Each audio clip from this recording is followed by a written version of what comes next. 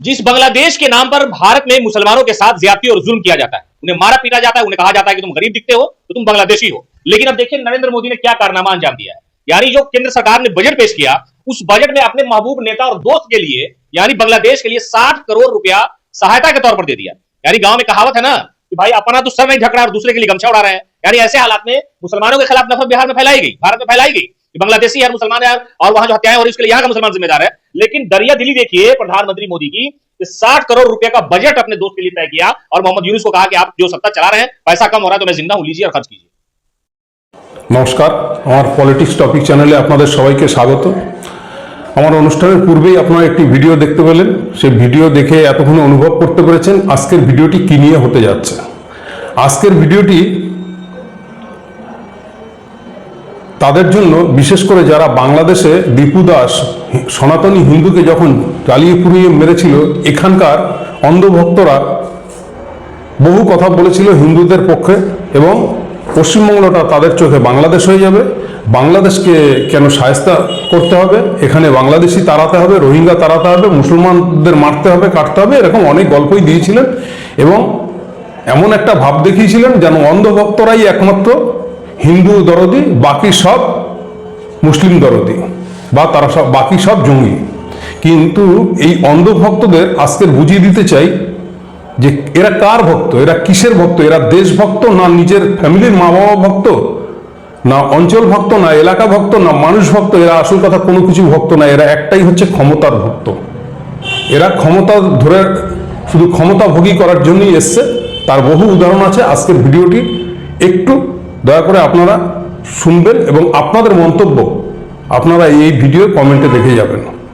তার আগে একটি কথা বলি, আমার এই পলিটিক্স টপিক চ্যানেলটি যদি আপনাদের এই অনুষ্ঠান ভালো লাগে, আমার ভিডিওটা যদি আপনাদের কাছে ভালো লাগে, তাহলে অবশ্যই চ্যানেলটিকে সাবস্ক্রাইব করে আমার পাশে থাকবেন। তাহলে আমি আপনাদের জন্য নিত্য নতুন ভিডিও নিয়ে আসতে উৎসাহিত হব এবং আমাকেও কিছুটা সহযোগিতা করা হবে যদি আমাকে চ্যানেলটিকে সাবস্ক্রাইব করেন। যাই হোক, এবার আজকের পর্বতে চলে আসি। দেখুন, বাংলাদেশে যে ঘটনাটি ঘটেছিল এবং যে হানাহানি যা কিছু বিশৃঙ্খলতা ঘটেছে তা সত্যি নির্মম এবং পৃথিবীর বুকে এরকম অত্যাচার আমার দেখা নেই বা শোনা নেই। সত্যি ভাবার মানে কি বলবো, ভাবতে গেলে বা বলতে গেলে কথা আটকে যায়। সত্যি বেদনাদায়ক, এর থেকে বেদনাদায়ক হতে পারে না কিছু। লজ্জিত ঘৃণিত ঘটনা। কিন্তু প্রতিবাদ আমরা ভারতবাসী, হিন্দু হই মুসলমান হই সবাই করেছি। ইভেন বাংলাদেশে যারা মুসলিম আছে তারাও করেছে, অনেক মুসলিম করেছে। যারা জঙ্গি নয় তারাই করবে। কিন্তু ইউনিস সরকার গঠন হওয়ার পরে ওখানে জঙ্গি কার্যকলাপ যা বেড়ে গেছে এবং পাকিস্তানের আনাগোনা এবং ওই দেশের প্রতি তাদের বন্ধুত্ব, তাদের ভাই, এবং দেখেছেন বাংলাদেশ থেকে অনেক স্লোগান এসেছে পাকিস্তান ভাই, পাকিস্তান তাদের সব কিছু, এবং ভারতবর্ষ মুর্দাবাদ, অনেক কথা। এবং ক্রিকেট খেলার সময় দেখেছেন যে তারা ইভেন বলেছে যে বাংলাদেশ এমন একটি দেশ কোনো কলা গাছকে সমর্থন করবে কিন্তু ভারতকে সমর্থন করবে না। যারা ভারতে না আসলে যাদের রুজি রোজগার থেকে শুরু করে সব স্তব্ধ হয়ে যায়, চিকিৎসা থেকে শুরু করে, এবং ভারত থেকে যদি এখান থেকে আনাজ না যায়, আলু পেঁয়াজ তেল ডাল যদি না যায়, তাদের খাওয়া দাওয়া বন্ধ হয়ে যাবে। পাকিস্তানের নিজেরই জোটে না তো তাদের কে দেবে? তা সত্ত্বেও তাদের এই ধম্ব, এই হুমকি একটাই কারণে, কারণ এর সাথে এর পিছনে রয়েছে জঙ্গি কার্যকলাপ যা পাকিস্তানের মদতে হয়। যাই হোক, এবং আরেকটা বহু পূর্বের ঘটনা বলি। যেহেতু আমার বংশধরও পূর্ব বাংলার, সেটা বাংলাদেশ গঠনের আগেই তারা এখানে চলে এসছে যদিও, কিন্তু তারা সেই সময়কারের যুদ্ধটা দেখেছে পাকিস্তান কি করেছিল। শুধু বাংলাদেশি মুসলমানদের জন্য কিন্তু বাংলাদেশে বিশৃঙ্খলা হয়নি। তখনও পাকিস্তান চেয়েছে যে বাংলাদেশ নামক দেশ যাতে না তৈরি হতে পারে। বাংলাদেশের প্রথম হিন্দুদের ধরে ধরে মেরেছে, কেটেছে, তারপরে সেই মুসলমানদের দিয়ে অল বাঙালি মুসলিমদেরও চেয়েছে যে ওখানে মেরে তাদেরকে পুরো একদম পাকিস্তানি সোলজার দিয়ে লাল মাটি চাই। পাকিস্তান গভর্নমেন্টের এটাই তখন স্বপ্ন ছিল এবং তার জন্যই পাকিস্তানি সোলজারকে পাঠিয়ে হিন্দু মুসলমানে একটা রাইট লাগিয়ে দিয়ে প্রথমে, তারপরে মুসলিম কি হিন্দু উভয়কেই শেষ করে লাল মাটি চেয়েছে বাংলাদেশে, বাংলাদেশ দখল করে নেবে পাকিস্তান। সেই ইস্যুতেই পাকিস্তানে রায়ট, পাকিস্তানের ঝামেলা, এবং তারপরে বাংলাদেশের হিন্দু মুসলিম এবং ভারতীয় সোলজার মিলে মুক্তিযোদ্ধা গঠন করে ইন্দিরা গান্ধীর নেতৃত্বে। তারপরে পাকিস্তানের হাত থেকে ছিনিয়ে নিয়ে বাংলাদেশ নতুন করে স্বাধীন করে বাংলাদেশ 1971 সালে ঘোষণা হয় স্বাধীন রাষ্ট্র হিসাবে।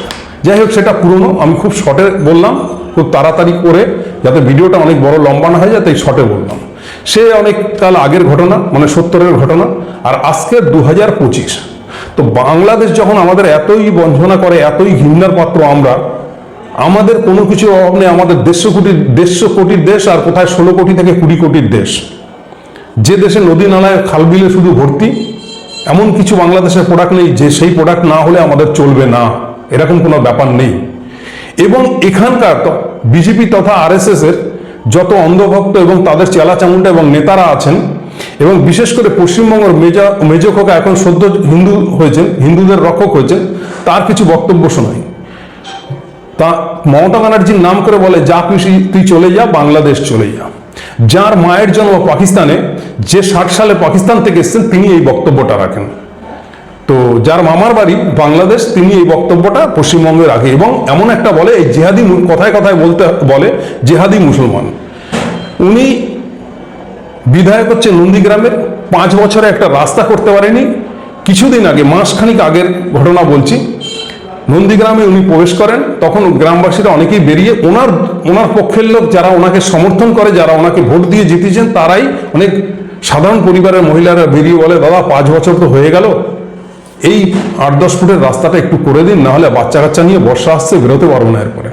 তার বক্তব্য শুনুন, তিনি কি বলছেন। শুভেন্দু অধিকারীর বক্তব্য। থামুন, বেঁচে থাকলে রাস্তা অনেক হবে, ওসব রাখেন এখন। আমাদের হিন্দুদের এক হতে হবে, হিন্দুদের ঐক্যতা করতে হবে। সব ঘরে ঘরে জয় শ্রীরামের ঝান্ডা লাগাও, সবাইকে একটা করে শঙ্খ দান করবো, সবাই আমরা হিন্দু হিন্দু একত্রিত হতে হবে। আর এই নন্দীগ্রামে যত মুসলমান আছে তাদেরকে বিতাড়িত করতে হবে, এরা সব জেহাদি। ভাবতে পারেন এরা কত বড় দাঙ্গাবাজ, এরা ক্ষমতা লোভের জন্য কি না বলতে পারে। নন্দীগ্রামে যেখানকার উনি বিধায়ক, ওখানে যে মুসলমানরা আছে, তাদের কিন্তু কারো মা 60 সালে পাকিস্তান থেকে আসেনি, তারা ভারতীয় মুসলমান। আমি প্রমাণ করে দিতে পারবো, তাদের প্রমাণ স্বরূপ দিতে পারবো, তাদের 7 পুরুষের এখানকার প্রমাণ রয়েছে। কিন্তু যা শুভেন্দু অধিকারীর মা এসছে 60 সালে, তিনি এই কথা বলছেন। কোন সাহসে এই বক্তব্য রাখেন? হ্যাঁ, এইসব বক্তব্য দিয়ে আপনারা 2026-এ ক্ষমতায় আসবেন, পশ্চিমবাংলাটাকে অগ্নিগর্ভ করবেন, হিন্দু মুসলমানে দাঙ্গা লাগাবেন, মাছ মাংস খাওয়া বন্ধ করে দেবেন। হ্যাঁ, এদিকে দেখাচ্ছেন আপনারা বাংলাদেশি বিরোধী, যেন মমতা ব্যানার্জির জন্যই বাংলাদেশকে যুদ্ধ করতে পারছেন না, বাংলাদেশকে ক্ষয় করে দিতে পারছেন না, বাংলাদেশকে ধমক দিতে পারছেন না। তাই যদি হয়, তাহলে দেশের প্রধানমন্ত্রী ইউনূস সরকারের সাথে কিসের পীড়িত, যে ইউনূস সরকার থাকাকালীনই বাজেট পেশ করে, ভারতে বাজেট পেশ করে বাংলাদেশকে 60 কোটি টাকা দিয়ে সহযোগিতা করেছে, অর্থ বরাদ্দ করেছে তাদের জন্য, তাদের উন্নয়নের জন্য। কিসের? যে দেশের একটা কৃষক 50,000 টাকা লোন নিয়ে না চুকাতে পেরে আত্মহত্যা করতে হয় এই মোদীর গভর্নমেন্ট আসার পরে, সেই গভর্নমেন্ট থাকাকালীন সেই হিন্দু দরদি, সেই হিন্দু চাষিটা যখন আত্মহত্যা করে, সেটার তাকে মাফ না করে দিয়ে সেই 50,000 টাকা ঋণ তার মাফ করে না, তাকে জেল খাটতে হয় তার। অথচ সেই জেল খাটার ভয় যখন আত্মহত্যা করে, তার যখন বাঁচার উপায় থাকে না, তার সেই হিন্দু চাষির পাশে এই নরেন্দ্র মোদী সরকার না দাঁড়িয়ে কি করে বাংলাদেশ, যারা যদি আমাদের শত্রুই হয়, যেখানে পাকিস্তান ঢুকে পাকিস্তানকে ভাই ভাই বলে, পাকিস্তানের সাথে একত্রিত হয়ে আমাদের বিরুদ্ধে ষড়যন্ত্র তৈরি করে, তাদেরকে কেন 60 কোটি টাকা দিয়ে সাহায্য করবে? ইভেন আরও আছে, এই প্রধানমন্ত্রী এই মুহূর্তে ডিজেল দিচ্ছে বাংলাদেশকে 50 টাকা লিটারে। আমি অন্ধভক্তদের কাছে প্রশ্ন রাখতে চাই, এর জন্য কি তোমাদেরকে 2026-এ ক্ষমতায় নিয়ে আসতে হবে বাংলায়, পশ্চিমবাংলায়? যদি প্রকৃত অর্থে জানে প্রত্যেকটা বাঙালি যে তোমরা কতটা হিন্দু বিরোধী, তোমাদের একটা ভোটও দেবে না। তোমরা ভোটের রাজনীতি করতে আসবে, উন্নয়নের কথা বলবে, মানুষের চাকরির কথা বলবে, মানুষের ঘরের কথা বলবে, মানুষের উপকারের কথা বলবে, হসপিটালের কথা বলবে, বিশ্ববিদ্যালয়ের কথা বলবে। তা নয়, তোমাদের কাছে ভোট চাইতে আসো হিন্দু মুসলমান হিন্দু মুসলমান হিন্দু মুসলমান করে। দেখেছো পাণ্ডবেশ্বরে কি হয়েছে? পাণ্ডবেশ্বরে জিতেন তেওয়ারি ভোট এর প্রচার করতে বেরিয়েছে এলাকায়, প্রত্যেকটা ঘরের গেটে তালা দিয়ে দিয়েছে যে ঢুকতেই দেবো না, কথাও বলবো না। তোমাদের দিন ঘনিয়ে আসছে, 400 পারের থেকে 240-এ থেমে গেছে, একটা একটা অন্ধভক্তরাও যখন জেনে যাবে তোমাদের চরিত্র, তোমাদের হিন্দু বিরোধী গল্প, তোমাদেরকে এমন ভাবে তারা মন থেকে মুছে দেবে যে জীবনে আর তোমাদের নাম অব্দি মুখে আনবে না। তোমাদের সেই দিন চলে আসছে। বাংলায় 2026-এ আসা তো দূরের কথা, ভুটানে নিজের ঘরে খাওয়া জুটছে না, বড় সম্রাট সাজছে না, ভুটানে 66 টাকায় পেট্রোল বিক্রি হচ্ছে, কারণ সেই পেট্রোল ইন্ডিয়া হয়ে তাদের ভুটানে যাচ্ছে, আর আমাদের ভারত সরকার সেখানে বিক্রি করছে তাকে এই 50 থেকে 55 টাকা লিটারে, আর ভুটান সেটা বিক্রি করছে 66 টাকা লিটারে। ভাবতে পারেন? ওমান বলে একটি দেশ আছে, মুসলিম কান্ট্রি, এতটাই সভ্য যে সেখানে হিন্দু থাকে মাত্র 1 থেকে 2%, বাকিটা সবই মুসলমান। কিন্তু জানেন সেই দেশে কতগুলো মন্দির আছে, নির্বিঘ্নে পুজো আশ্রা হয়। কিন্তু এখানে যোগী যখন প্রথম ক্ষমতায় বসে সেখানে দুর্গাপুজো করতে দেয়নি বাঙালিদের। এই হচ্ছে এদের হিন্দুত্ব। আর সেই ওমান মুসলিম দেশে বহু মন্দির রয়েছে এবং নির্বিঘ্নে মানুষ রাস্তাঘাট দিয়ে চলাফেরা করে, যেখানে কোনো লুটপাট, কেস কামারি, ধর্ষণ হয় না।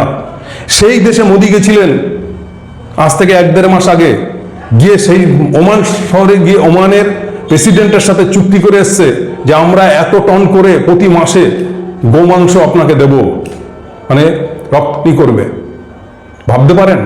আর এখানে অন্ধভক্তদের শেখাচ্ছে মানে গরু, গরু হচ্ছে আমাদের গোমাতা, তাদেরকে পুজো করবে, তাদের গায়ে হাত বুলাবে, তাদের খাওয়াবে। একজন তো জেল খাটছে এদের সাংসদ, যিনি গরুর পিঠে হাত বুলিয়ে বলেছিলেন গরু আমাদের গোমাতা, এই গোমাতার গায়ে স্পর্শ করলে ভিপি কমে যায়।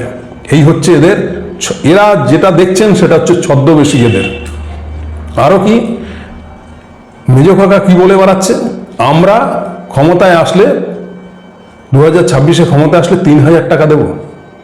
হ্যাঁ, আরে কোথায় দিচ্ছেন আপনারা 3000 টাকা? আবার বলছেন ভাতা, ভাতাকে আবার গালাগালও করছেন। ভাতা চাই না, চাকরি চাই, একই মুখে দুরকম কথা বলছেন। একটা কথা বলি, আপনারা চাকরি কেন দিচ্ছেন না ভিন্ন রাজ্যগুলোতে? কেন উত্তরপ্রদেশ থেকে চাকরির জন্য পরীক্ষা দিতে এই বাংলায় আসবে? কটা কারখানা করেছেন, কটা ইন্ডাস্ট্রি করেছেন, কটা বিশ্ববিদ্যালয় করেছেন মোদী সরকার? এই 10-11 বছরে কটা হসপিটাল করেছে যে আপনারা চাকরি করে দেবেন? 4.5 লাখের উপর মানুষ চাকরি হারিয়েছে এই মোদী সরকারের 10 বছরের আমলে। বলেছিলেন তো 2 কোটি চাকরি দেবে বছরে, ঘন্টা দিয়েছেন। এনার শুধু কাজ হচ্ছে দেশ বিদেশ ঘুরবেন, সেখানে গিয়ে উনি ऐशो आराम করবেন, ফুর্তি করবেন। 169টা দেশ ঘুরে ফেলেছে, লক্ষ লক্ষ কয়েক হাজার কোটি টাকা ধ্বংস করেছেন। 2 পয়সার হেল্প নিয়ে আসতে পারেনি বিদেশ থেকে। যে রাশিয়া দীর্ঘদিনের আমাদের মিত্র, এখন ট্রাম্পের চাপে সেও আমাদের বিরুদ্ধে মুখ খোলা শুরু করে দিয়েছে। ট্রাম্পের সাথে ওনার কিসের বন্ধুত্ব? ট্রাম্প কদিন আগে সাংবাদিক সম্মেলন করে বলছে মোদি নিজেকে বড় রাজনীতিবিদ মনে করে, আমি যদি মুখ খুলি 10 মিনিটে ওনার রাজনীতির ভবিষ্যৎ শেষ হয়ে যাবে। ভাবতে পারেন কি বলতে চাইছে ট্রাম্প? অ্যাপস্টিন ফাইলের কথা বলতে চাইছেন না তো? যে সেই ফাইলের ঘটনা যদি খুলে বলে তাহলে ভারত থেকে ওনার নাম মুছে যাবে। ভাবতে পারেন? ডোনাল্ড ট্রাম্পের সাথে বন্ধুত্ব করে ডোনাল্ড ট্রাম্পকে নিয়ে এসে লক্ষ লক্ষ কোটি টাকা এর আগে খরচ করেছে। আগের ইলেকশনে বিল ক্লিন্টনের স্ত্রীকে, এই বাইডেনের স্ত্রীকে ভারতের সেরা হিরে উপহার দিয়ে এসছে। উনি হচ্ছেন দাতা, কর্ণ। জানেন, কর্ণ পর্যন্ত মহাভারতে দেখিয়েছে দান করতে করতে নিজে শেষ হয়ে গেছে, আর ইনিও ভারতবর্ষটাকে শেষ করবে দান করতে করতে। ওনার বাবা চা বিক্রি করে আর উনি চা বিক্রি করে এত কামিয়ে গেছেন যে উনি দান করতে আছেন। ইনকামটা কি করেছেন দেখাতে পারবেন?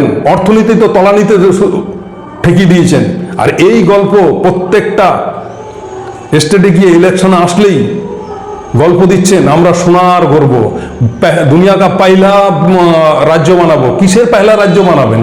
যে স্টেটেই যান সেটাকেই পয়লার বানাবেন। 17টা 18টা রাজ্য তো দখল করে একটা পয়লা বানান না, একটা সোনার বানান না। পাশেই তো রয়েছে ত্রিপুরা, সেটাকে সোনার বানান না। আসাম রয়েছে, সোনার বানান না। বিহার রয়েছে, বানান না। দিল্লির রয়েছে, সোনার বানান না। সোনার বানানো দূরের কথা, উল্টো হিন্দুদেরই মন্দির ভাঙছেন এবং বস্তি গরিবের ভাঙছেন। 10,000 টাকা দিয়েছিলেন সেটা ফেরত দিচ্ছেন। আর কি করছেন? এখান থেকে যারা পরিযায়ী শ্রমিক হয়ে কেউ মহারাষ্ট্রে যাচ্ছে, কেউ বোম্বেতে যাচ্ছে, কেউ দিল্লিতে যাচ্ছে, কেউ গুজরাটে যাচ্ছে, কেউ সুরাটে যাচ্ছে, কেউ উড়িষ্যায় যাচ্ছে, সেখানে তাদের আধার কার্ড দেখতে চেয়ে জয় শ্রীরাম বলিয়ে তাদেরকে এমন পেটাচ্ছেন, পিটিয়ে মৃত্যু ঘটিয়ে দিচ্ছেন। বাঙালি এতটাই ভদ্র এবং বাংলা এতটাই সভ্য যে তা বাংলা কিন্তু এখনো ধৈর্য ধরছে। আমি যেখানে বসবাস করি আমার অঞ্চলে বহু উড়িয়া এখানে রান্নার ঠাকুর আছেন, বহু উড়িয়া নাপিতের কাজ করেন, বহু বিহারি নাপিতের কাজ করেন, বহু উড়িয়া ফুচকা বিক্রি করেন। তাহলে আমরা কি করব? তাদেরকেও ধরে পেটাবো? তাদেরকেও ধরে আধার কার্ড চাইবো? তারা তাদের ভাষায় কথা বললে পেটাবো? বাংলায় কথা বললেই বাংলাদেশি বলে মারা হচ্ছে। এই হচ্ছে জুমলা, এটা অ্যাকচুয়ালি জুমলা পার্টি। অমিত শাহ তো বলেছিল যে 15 লাখ টাকার যে গল্প দিয়েছি আমরা ক্ষমতায় আসার জন্য, ওটা জুমলা ছিল। আজকের মতুয়াদের বলেছিলেন যে তাদের ভারতীয় নাগরিকত্ব দেবেন, সেটাও জুমলা ছিল। আপনাদের জুমলা কোনটা না? যাক, ভিডিওটা লম্বা করতে চাইছি না, এই কটা কথা বলেই আজকের ভিডিও এখানে সমাপ্ত করলাম। বিহারের একটা ছোট্ট ঘটনা বলে আমি শেষ করছি। বিহারে একটি পরীক্ষা দিতে গেছেন একটি মেয়ে পরীক্ষার হলে, এত দূরে তার সিট পড়েছে যে যেতে আসতে সময় লাগে, তার 15 মিনিট লেট হয়েছে বলে গেটে তালা দিয়ে দিয়েছেন। মেয়েটি হাতে পায়ে ধরে কান্না করছে দারোয়ানের এবং চিল্লাচ্ছে, মাটিতে গড়াগড়ি খাচ্ছে, তবু তাকে পরীক্ষা দিতে দেয়নি। এই হচ্ছে এদের কালচার, যা বাংলার পুলিশ প্রশাসন থেকে শুরু করে কোনো ছাত্রছাত্রীর যদি রাস্তায় দেরি হয়ে যায় তো গাড়ি না পায়, তাকে বাইকে চড়িয়ে নিয়ে পরীক্ষা স্থানে পৌঁছায়। তা বাংলার সাথে পাঙ্গা নিতে যেন না, 2026 আপনাদের হবে না। আগে আপনাদের, হ্যাঁ একটা কথা বলি, মোদি যদি চাইতো যে ভারতবর্ষে আমরা দীর্ঘদিন শাসন করব, দীর্ঘকাল ধরে থাকব এবং হিন্দুর পক্ষে কথা বলবো, হিন্দুর জন্য মন্দির বানাবো এবং সত্যি প্রকৃত সনাতনী ধর্মকে প্রতিষ্ঠিত করব এবং সনাতনীদের জন্য কিছু করব, তাহলে সত্যি সবাই গুণগান করত। একটা সময় মানুষ তাই ভেবেছিল, কিন্তু আর না। ভোট আসলেই পাকিস্তানের কানে কানে গিয়ে বলবে আমার দেশে একটু হামলা করো, দেশের নাম করে ভোট নিতে হবে। বুঝে গেছে মানুষ। পুলওয়ামা কাণ্ডে যে জাজ করছিল সেও নেই, সেও প্লেন ক্র্যাশ করেছে। কদিন আগে যাকে বিজেপিতে নিয়ে গেছিল, শর্টে বলছি, অন্য দল থেকে 70,000 কোটি টাকার তার উপরে ঘাপলা দেখিয়ে সে যখন বিজেপির কালো কর্তুদের ফাইল যখন তার কাছে চলে এসছে, সেও প্লেন ক্র্যাশ হয়ে মারা গেছে। যিনি রাফেল চুক্তির ইনকোয়ারি করছিলেন তিনিও চলে গেছেন। মানে যে বিজেপির বিরুদ্ধে কথা বলবে, এই ভাঁজপার যত দুষ্কর্ম সামনে নিয়ে আসবে, তার পৃথিবীতে বেশি দিন ঠাঁই নেই। এগুলো মানুষ কিন্তু এখন আস্তে আস্তে বুঝে গেছে। কতদিন বোকা বানিয়ে রাখবেন, কতদিন? আর ভোট আসলেই আপনাদের শুধু দেশের গল্প, ভারত মাতা কি জয়, ভারত মাতা কি জয় বললেই যদি দেশভক্ত হয়ে যায়, তাহলে আর কিছু করতে হবে না। আমি দুটো বোমা ফেলে দিয়ে আমিও বলবো ভারত মাতা কি জয়। বাহ, কি সুন্দর! যেরকম আপনাদের আইটি সেলের থেকে অনেকেই পাকিস্তানি ফ্ল্যাগ লাগাতে গিয়ে ধরা পড়েছে, অনেক হিন্দু সাধু বেশে মন্দির ভাঙতে গিয়ে ধরা পড়ে গেছে, মূর্তি ভাঙতে গিয়ে ধরা পড়ে গেছে এই বাংলাতেই। কারণ রায়ট লাগানোর প্রোগ্রাম এগুলো, আর কিছুই না। ভোট শুধু ক্ষমতা, এরা যে ক্ষমতাভোগী, তাই এই উদাহরণগুলো দিলাম। আপনাদের কেমন লাগলো আপনারা একটু সুচিন্তা এবং সুবিবেচনা করে কমেন্টের মাধ্যমে উত্তর দেবেন, এবং যদি ভালো লাগে আমার চ্যানেলটিকে অতি অবশ্যই সাবস্ক্রাইব করে রাখবেন। প্রথমেই যে একটু এই ভিডিও, আজকের অনুষ্ঠানের প্রথমেই যে ভিডিওটা আপনাদের জন্য রেখেছি, তাতে দেখেছেন যে মোদি বাংলাদেশের জন্য কি করছে এবং সব মালই পাঠাচ্ছে। শাহরুখ খান এখানে কেন বাংলাদেশি প্লেয়ারকে তার IPL এ খেলাবে, তার টিমে রাখবে, তার জন্য শাহরুখ খান পাকিস্তানি, শাহরুখ খান জঙ্গি, শাহরুখ খান অমুক তমুক, শাহরুখ খানকে বাংলাদেশ তাড়াবো, পাকিস্তান তাড়াবো, এইসব গল্প এদের। অথচ মোদিবাবু গিয়ে পাকিস্তানি বিরিয়ানি খাবেন, উনি গিয়ে ইউনুসের কোলে বসে নাচানাচি করবেন, ট্রাম্পের সাথে গিয়ে নাচানাচি করবেন, ট্রাম্পের কথায় যুদ্ধ থামিয়ে দেবেন। ট্রাম্প কি বলেছে যে আমার কথায় ভারতে নরেন্দ্র মোদী নোটবন্দি করেছিল, বুঝতে পারছেন? ভাবুন, একটু ভাবুন। শুধু ওই অন্ধভক্তদের সাথে গিয়ে পাশে গিয়ে তিলক কেটে ভারত মাতা কি জয় বললেই ভারত ভক্ত হয়ে যাওয়া না, দেশভক্ত হওয়া যায় না। একটু ভাবুন, ভাবার সময় এসছে। আমাদের কিন্তু পিঠ দেয়ালে ঠেকে যাচ্ছে। তাই সবার কাছে হাত জোর করে অনুরোধ রাখছি, ভাববেন, চিন্তা ভাবনা করবেন 2026-এ এদের কি শিক্ষা দেবেন। জয় হিন্দ, বন্দে মাতরম।